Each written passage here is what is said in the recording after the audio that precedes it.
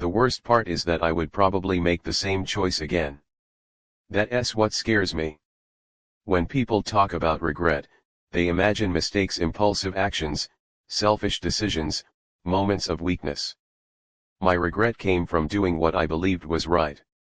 From acting in a way that aligned perfectly with my values. From choosing another human being over myself without hesitation. At the time, it didn't feel heroic. It felt obvious. There was a moment short, sharp, irreversible when I had to decide whether to step in or look away. No one else was watching. No audience. No applause. Just a quiet fork in the road where one direction meant safety for me, and the other meant responsibility for someone else. I chose responsibility. I didn't know then that moral choices don't end when the moment passes. They keep charging interest. Before that night, my life wasn't extraordinary, but it was mine. I had plans that felt reachable, relationships that felt stable, a future that still belonged to me in some unspoken way. I wasn't fulfilled, but I wasn't disappearing either. I believed I had time. The person I helped didn't ask to be saved. That's important. They didn't beg or manipulate. They were simply there, fragile, cornered, one step away from a decision they wouldn't survive. I saw myself in them, or maybe I saw the version of myself I had been lucky enough not to become. I stepped closer instead of backing away. After that, everything rearranged itself around that single act. Not dramatically. Quietly. Like a room slowly filling with water while you're focused on something else. At first, I felt purpose. A clarity I hadn't felt in years. I told myself this was what meaning looked like: sacrifice, inconvenience, putting someone else first when it actually costs you something. People talk about purpose as if it's always uplifting. Sometimes it's heavy. Sometimes it presses down on your chest and doesn't let you sleep. The days became structured around another person's needs. Their fears. Their recovery. Their instability. I told myself this was temporary. That once they were safe, I would return to my life. But lives don't wait patiently. Small things began slipping first. Invitations declined. Opportunities postponed. Conversations shortened because I was always tired, always distracted, always carrying something invisible but heavy. I didn't complain. Complaining felt immoral. How could I talk about inconvenience when someone else was fighting to stay alive? That comparison became a cage. Every time I felt overwhelmed, I reminded myself that my suffering was minor in comparison. That logic kept me going and slowly erased my right to feel anything at all. The person I saved leaned on me more than I expected. Not out of malice, but necessity. I became a constant. An anchor. The stable point around which their fragile world revolved. And anchors don't move. I noticed the resentment before I admitted it, a quiet bitterness that made me ashamed of myself. I hated that feeling. I judged it harshly. What kind of person resents saving someone? So I buried it. That's how the breakdown started, not with anger, but with denial. I stopped being honest with myself because honesty threatened the narrative that kept everything together. The narrative that said I was strong, selfless, necessary. People praised me when they found out pieces of the story. They called me a good person. Brave. Compassionate. I smiled and felt something inside me twist. Because goodness, when it becomes an obligation instead of a choice, starts to feel like a prison. I began to feel trapped by my own morality. Any desire to step back felt like betrayal. Any thought of reclaiming my life felt selfish. I had crossed a line where choosing myself again would make me the villain. That's the part no one talks about. Once you save someone, you don't just save their life. You inherit responsibility for how it continues, at least in your own mind. The nights grew heavier. Sleep came in fragments. I replayed that original moment over and over, searching for an alternative outcome where everyone survived intact including me. There wasn't one. I started to feel like my life was something I had already spent. Like I was living on borrowed time that belonged to someone else now. And yet, if I'm honest, the most disturbing realization came later. I wasn't angry that my life had changed. I was angry that no one could release me from the choice I had made, not even the person I saved. Because some decisions don't come with an exit strategy. They only come with endurance.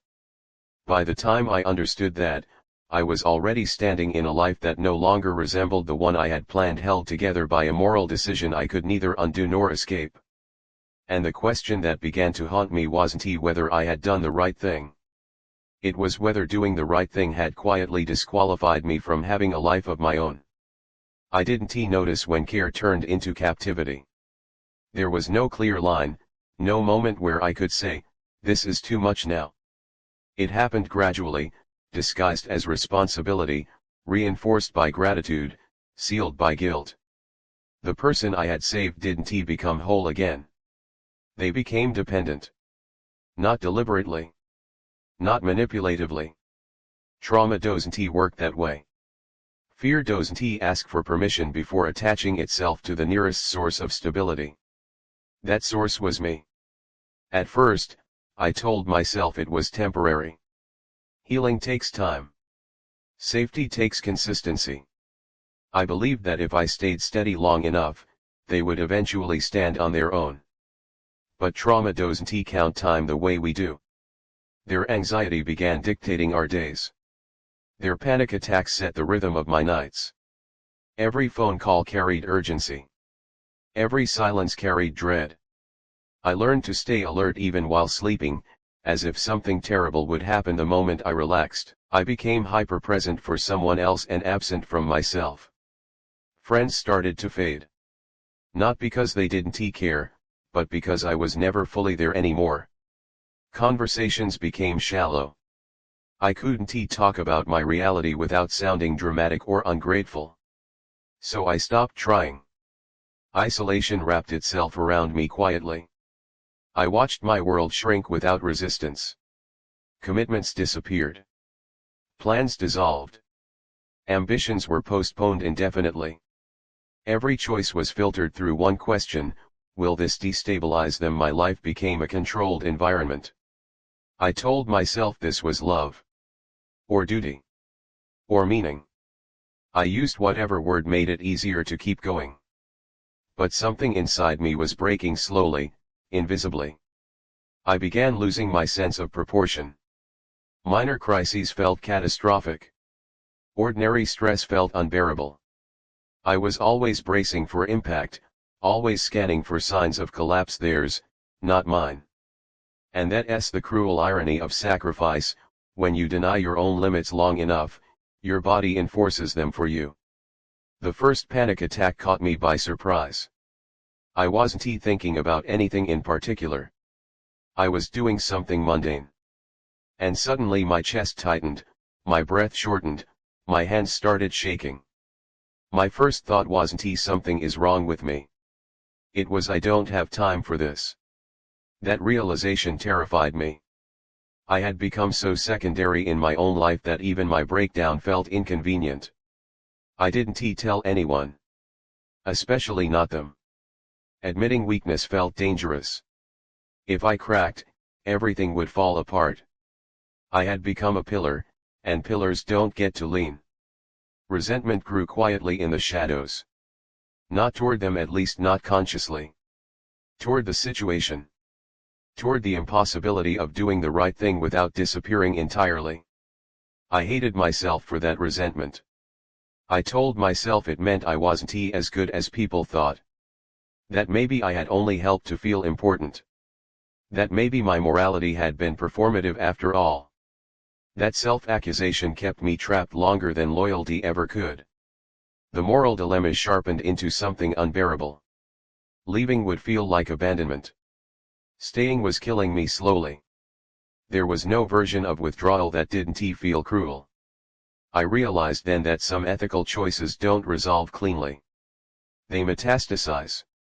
They create obligations that expand until they consume everything around them. The person I saved sensed my exhaustion. Trauma makes people hyper-aware of emotional shifts. They grew more anxious, more afraid of losing me. My attempts to reclaim space only increased their fear. We were locked in a silent feedback loop. I started fantasizing about escape again, not running away with a new identity, but vanishing just enough to breathe. An illness. An emergency. Anything that would justify my absence without forcing a moral reckoning. That's when I understood how far gone I was. I wasn't looking for freedom anymore, I was looking for permission to stop being good. The breaking point didn't come from them. It came from me. One night, after another crisis, I felt something snap. Not explosively, quietly. A sudden clarity washed over me, cold and unmistakable. If this continues, I will not survive it. Not physically, maybe, but something essential would die. The part of me that once believed my life mattered beyond my usefulness. I looked at myself and saw someone hollowed out by virtue. Someone who had confused endurance with nobility. For the first time, I allowed myself a forbidden thought: saving someone should not require destroying yourself. That thought felt dangerous. Almost immoral. But it was true. I realized that by staying indefinitely, I wasn't saving them anymore. I was teaching them that survival required my constant presence. I had become part of the trauma, not the solution. That realization broke me open.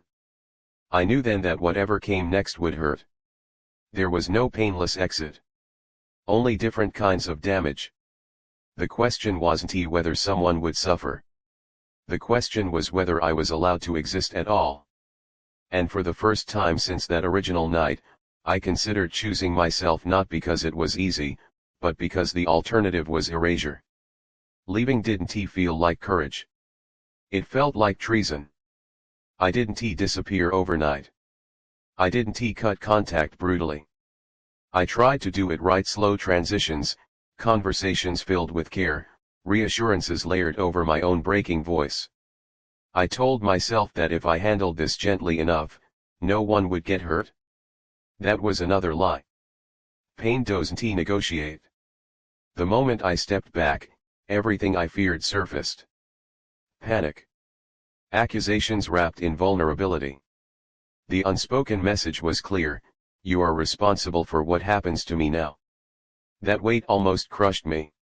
For days, I hovered on the edge of going back. Not because I believed staying was right, but because guilt is persuasive when it wears the face of someone you once saved. But I held.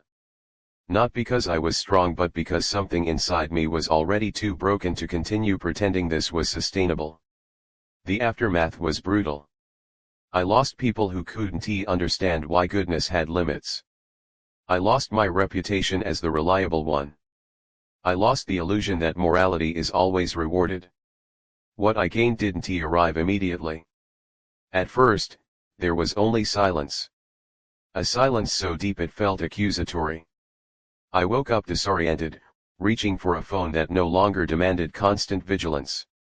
The absence of crisis felt unnatural, almost wrong. I realized how addicted I had become to being needed. Without that role, I didn't know who I was. The guilt lingered like a shadow. Every time I felt relief, shame followed. Every moment of peace felt stolen. I questioned myself constantly. Was I weak, selfish? Had I abandoned someone at their lowest point? These questions don't have clean answers. I still carry them, but something unexpected happened over time. I began to feel my own edges again. I slept deeply. I laughed awkwardly at first, as if testing whether I was allowed to. I noticed the world outside crisis. Ordinary beauty. Unremarkable moments that didn't demand sacrifice. I started to understand that saving someone once does not mean forfeiting your entire future. The person I saved survived without me. Not without pain. Not without struggle. But they survived.